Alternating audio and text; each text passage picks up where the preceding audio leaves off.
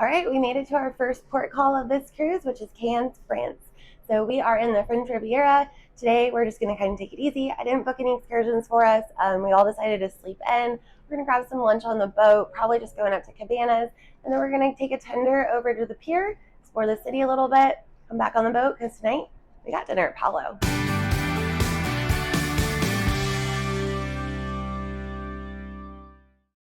The cruise ships have to anchor out and use tenders to transport guests into Cannes. Disney had a tender that ran from the ship to the pier every 15 minutes or so. From this port stop, you could also take excursions to Nice, Saint-Tropez, Monaco, and Monte Carlo. We have a jam-packed schedule this cruise, so I tried to balance our sightseeing excursions with actually just being able to enjoy being on vacation. Cannes is a very walkable town straight off the tender, so this was a perfect leisurely day to start off our trip with. Cannes is home to some beautiful beaches and beach clubs. It is also home to the famous Cannes Film Festival, which had actually just finished up the day before we arrived.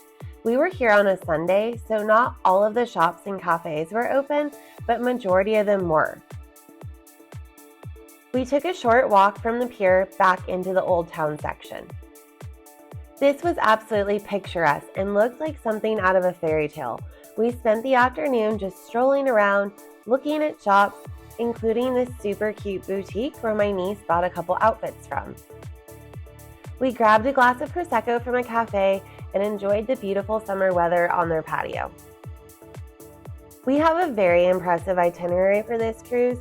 So Cannes was the port stop that we were all actually the least excited about, but it ended up being our very favorite of the entire trip. It was exactly what I would have pictured the French Riviera looking like out of a storybook.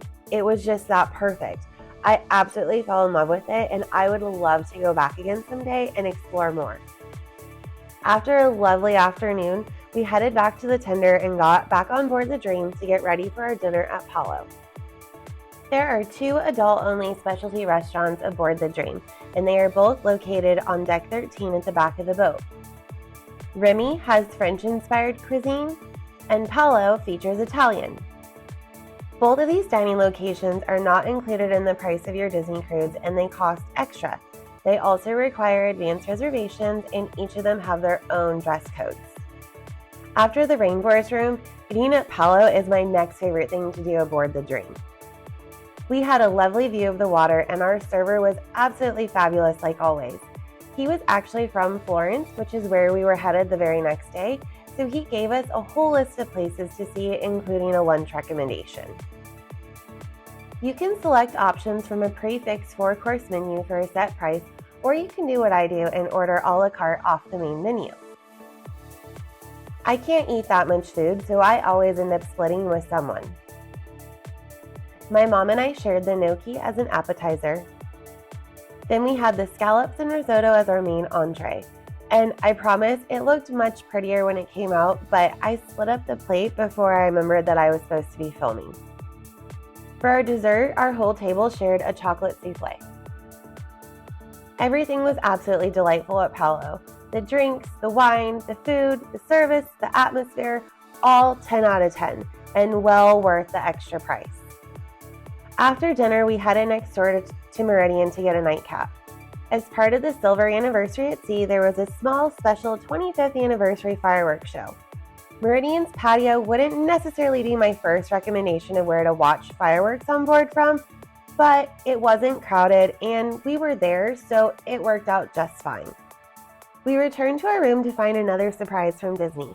Our blanket animal tonight was a birthday cake, left with this commemorative Captain Mickey framed canvas. It actually fit perfectly in the tote that we had gotten the day before, so bringing it back home was a breeze, and that was some good planning on Disney's part that was very much appreciated. Our second port stop of this cruise was in Livorno, Italy. The 2 main destinations from this port are Florence and Pisa. I have always wanted to go to Florence, and I have heard great things about it, so we ended up doing a Florence on your own excursion through Disney. We boarded a bus with a guide and had about an hour-and-a-half drive through Tuscany into Florence.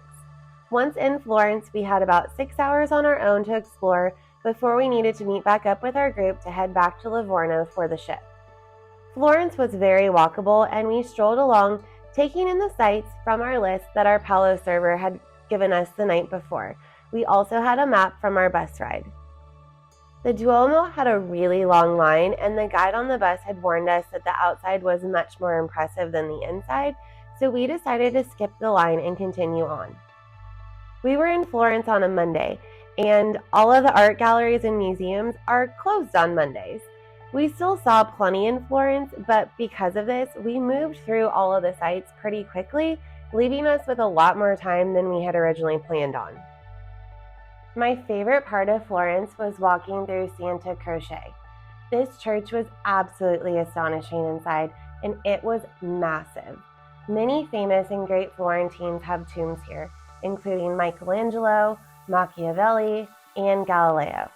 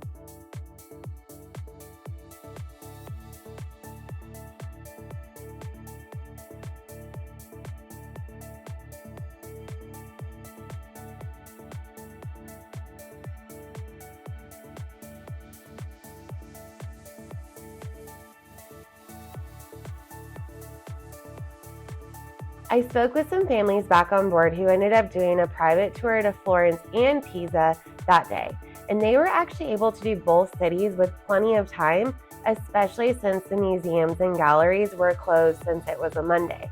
If I had to do this over again, I probably would have elected to do that instead of spending my entire day in Florence. After a full day in Florence and 2 semi-lengthy bus rides, I was beat. Our dinner for tonight was scheduled for Animator's Palate, and this was the Crush Night. This is similar to Turtle Talk with Crush that is in Epcot and California Adventure.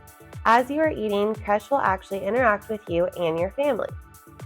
While this is a super cute dinner, I have been to it before, and the rainforest room was calling my name. So I elected to skip dinner, and instead I grabbed some wraps and french fries from Flo's V8 Cafe.